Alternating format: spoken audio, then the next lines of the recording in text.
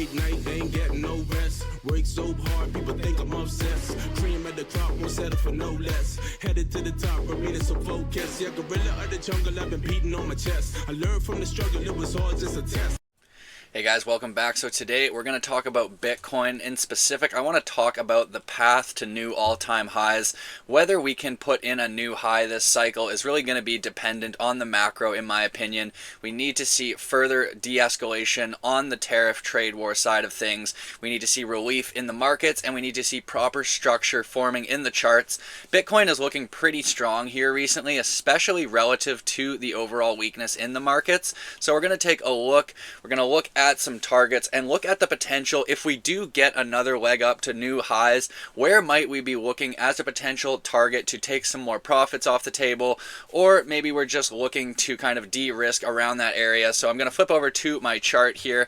I first want to start off, we're going to look at the Bitcoin spot ETF inflows here. So the reason I want to kind of point out here is we saw some massive inflows in the last 2 days here. You can see these two green bars, essentially $912 million of inflows this day here, and then the next day back to back we had another $917 million inflow, as well as our 300 here and then that 100 there. So we're looking in total, you know, about, if you're even factoring in the selling through here, you're looking at about $2 billion of inflows, and that's really cool to see here. Basically, when we go from these deep oversold territories, so lots of people taking profits here, and then it looks like more people stepping in to buy. We came into the lows, you know, people happy with the price down there, taking positions and buying back into that ETF. So nice to see some pretty strong accumulation on the ETF side of things. You can see, looking at prior examples,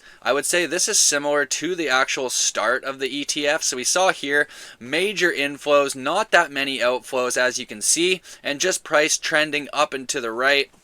Ultimately, though, we came to an area where people started to take profits. We got more selling through here, and then the buying kind of slowed down, as you can see, and the selling continued here in that downwards consolidation, sideways price action kind of territory. So similar, we could see something over here where we had the bulk of our selling for now. We're getting our relief rally. We're starting to see inflows similar to here, actually stronger than here in terms of the size of volume. So interesting to note that. We're going to continue watching that. We're going to flip over to our liquidation heat map. I showed you this the other day, so we can kind of gauge where in the market is there liquidity.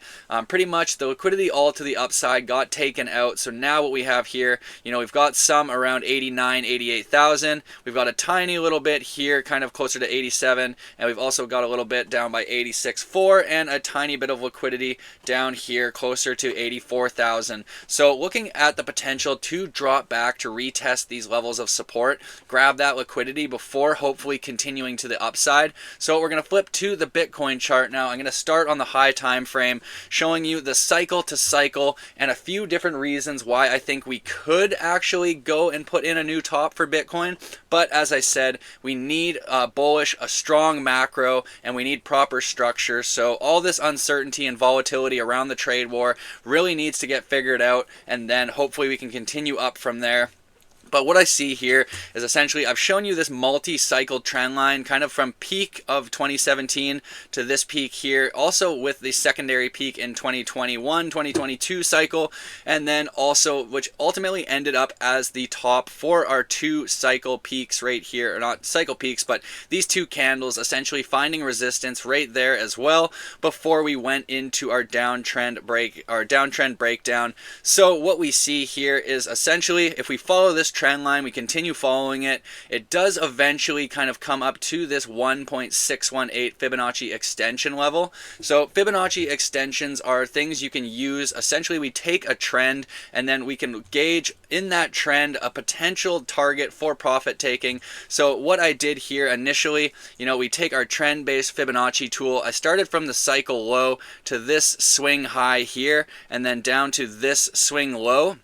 And then we see here, we more than kind of got, so that 1618 is the initial profit taking target. You can see we had that little bit of a retest right in through here. It's hard to see because it's a weekly chart, so just a little candle before continuing up, basically topping just above the 2.618. So the 2.618 is the upper profit taking target. If you were to enter this position here, taking profits at that 2.618, you're really capitalizing on that move. That being said, I do think the 1618 is also a valid target. So paying attention to both those, de-risking a little bit here, and then looking to de-risk more at that 2618. So we can see here, this trend-based Fibonacci extension has played out because we already reached those extensions up here. So we can get rid of this one here, and then I'm just going to draw a new one. So we went from this low to this swing high to this low. So now we're going to go from this low to this swing high up here to this low here.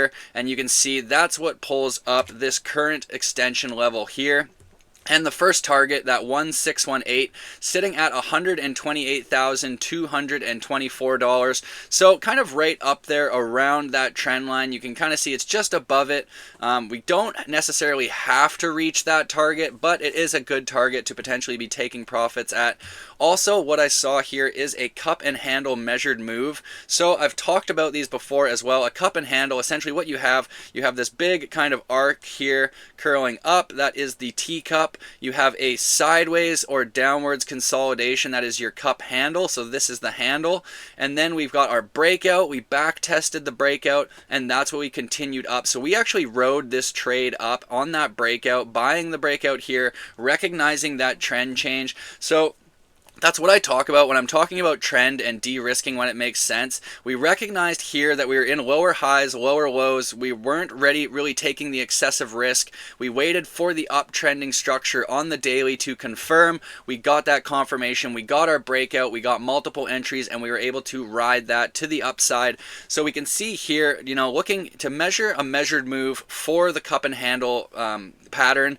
You see we go from the low of the cup, so this low here, and we go to the peak of the right side of the cup, so up to here. And then we're going to take this, you see right here, we see that this says 58,500, and then it also says 378%. So we're going to pay attention to the 58,000 because this is a measured move. We're doing it based on the dollar amount here, not the actual percentage. So what we would do is take that same amount, so 58,524, we pull that up, and that is our target for the measured move on the cup and handle. And you can see right here that cup and handle target, the Fibonacci extension target, and that upsloping trend line all kind of do have some confluence in this area, which makes it a good profit taking target for me from a technical perspective. So looking to take profits anywhere up here, if we do get that third leg up and a bit of more of a blow off top regular cycle scenario, this is where I'm going to be looking to take those profits, at least taking a bunch of profits, moving stop losses up, and then riding more of my positions. If we do get more upside,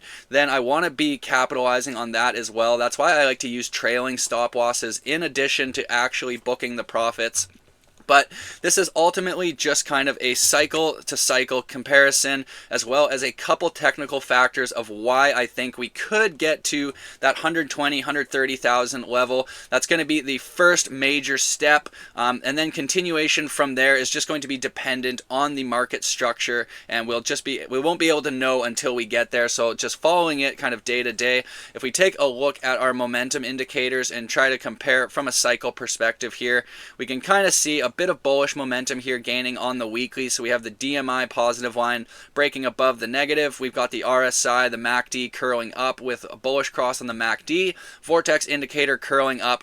That being said, if we look over here, you see in this dead cat bounce right there, we had the vortex indicator with the positive line curling up, but it was ultimately rejected. Same thing here. We had excuse me. we had the blue DMI line kind of break above temporarily. It wasn't able to hold it. The major difference that I see between this little dead cat bounce here is the Bitcoin pair strength indicator. So this is this was red.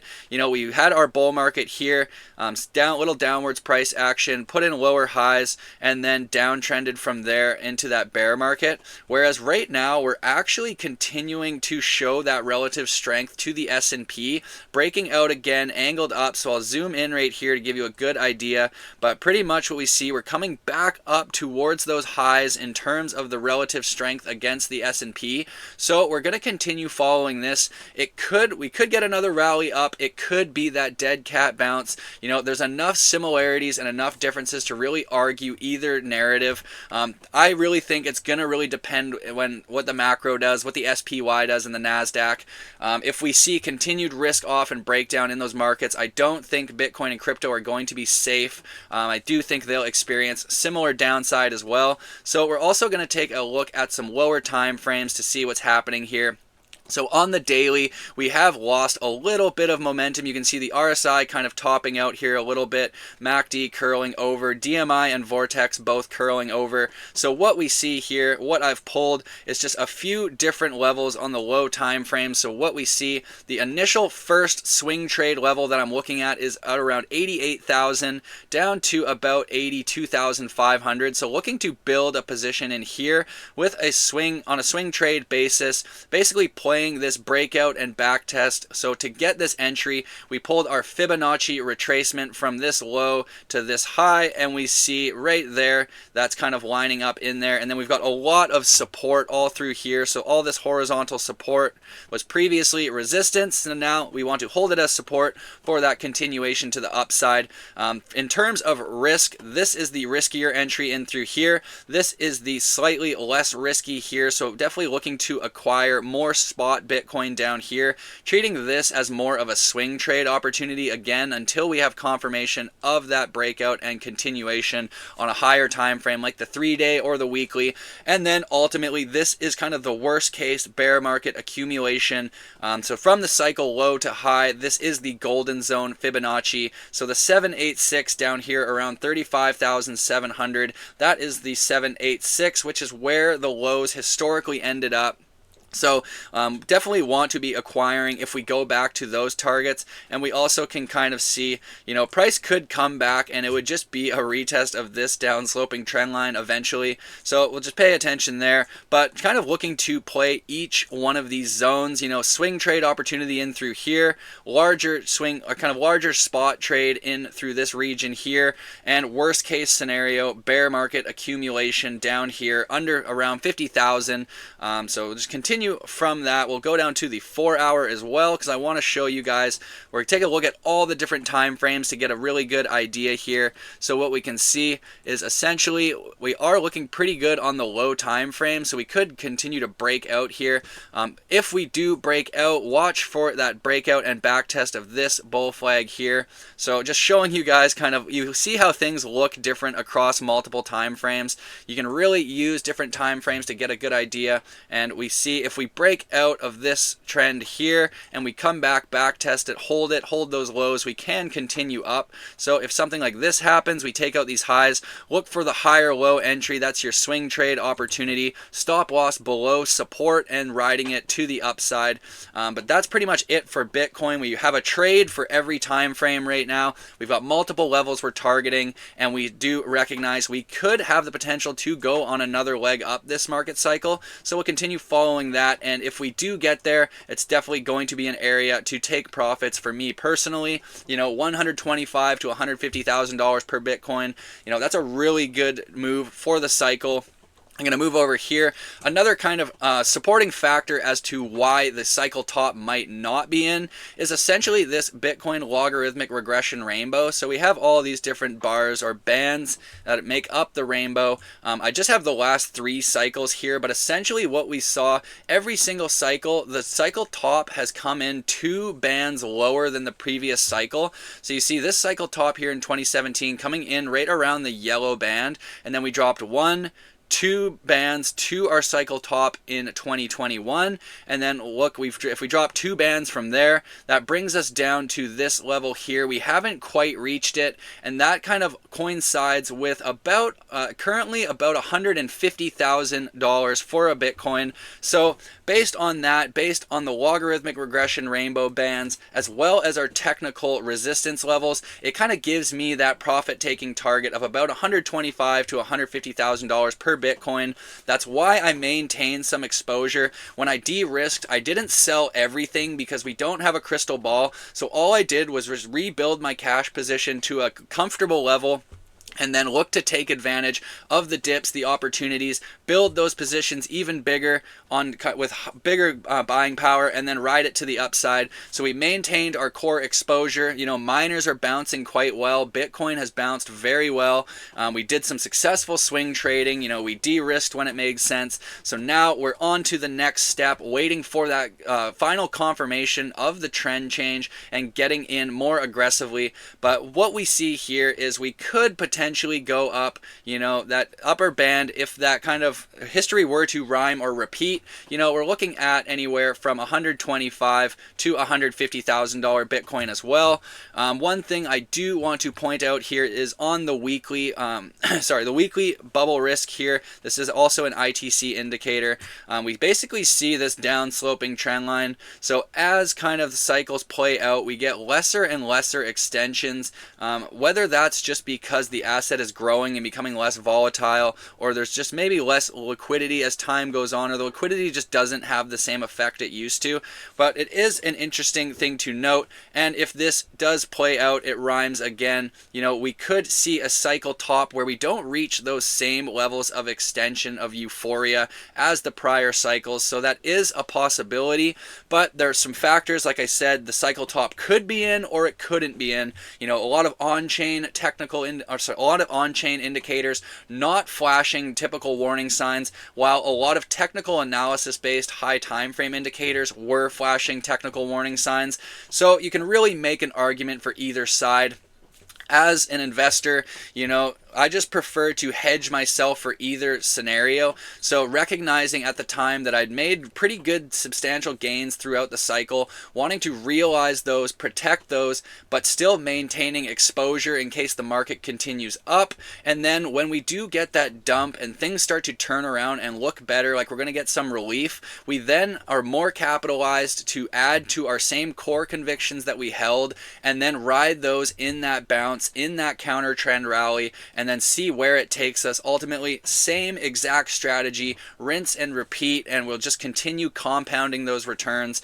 I'm going to flip over here to our ITC indicator dashboard. So again, if you don't have an Into the Cryptoverse account and you do trade Bitcoin or crypto, or you're into Bitcoin, you want to learn more, come over here, sign up for a free account. At least get the free account, play around with the tools. You get the risk metrics, you know, DCA simulator tool. So definitely you want to learn as much as possible, be as knowledgeable as possible, and this service is really going to help you do that. Even just the free account, there's a lot you can do. So we essentially see our total summary risk right now still very low, price risk pretty low. It is kind of climbing up a little bit. We're starting to see the on-chain metrics start to climb up a little bit as well here, but still right in kind of the middle of the pack.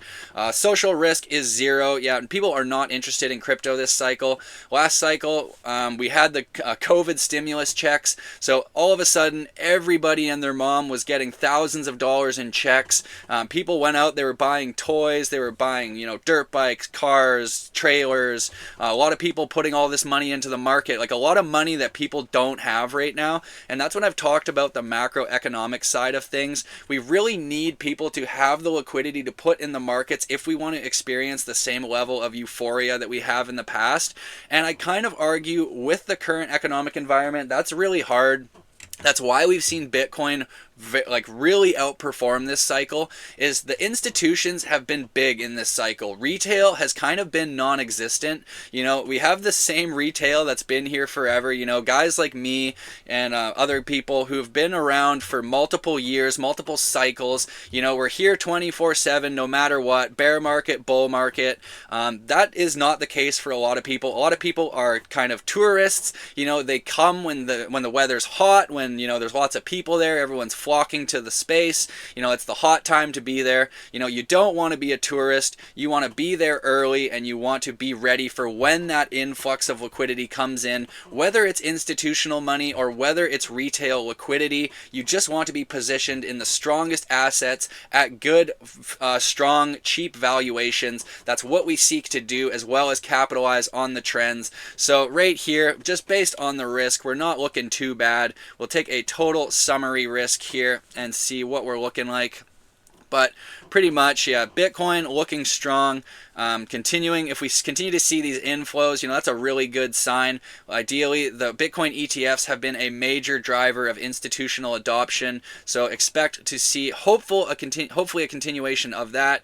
You know, if we do come back to our liquidity levels, that's why we have those targeted swing trade areas and accumulation areas. So looking to take advantage of those dips. Ultimately, if we do get a breakout here and we come back, this is another swing trade we could take here. But ultimately, that's going to be the riskiest with that stop loss just below here in case we break down. Just looking here at the total summary risk now, we can see we're pretty low in terms of overall extension. We haven't got up close to these prior cycle peaks. So again, there is that kind of the on-chain argument is we haven't reached the extension that we have in the past. So we'll continue following this. We are starting to trend up right here. So we'll zoom in, you know, a little bit of a bounce here for that higher low. But right now, until we can get above here, could just be that continued downtrend that we see through here. So just following it day to day. But that's my bull case for Bitcoin. You know, I do see a path where we hit 125 to 150k Bitcoin this cycle. It's gonna really depend on the macro, in my opinion. So we'll follow that. We'll keep following everything else, and we'll take the trades that make the most technical sense. So thank you so much for watching, guys, and I'll see you in the next one.